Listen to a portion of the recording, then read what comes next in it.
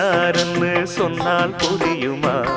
அது கொஞ்சி கொஞ்சி பேசுறது கண்ணில் தெரியுமா? உலகே அழிஞ்சாலும் உன் உருவம் அழியாதே. உயிரே பிரிஞ்சாலும் உறவேதும் பிரியாதே.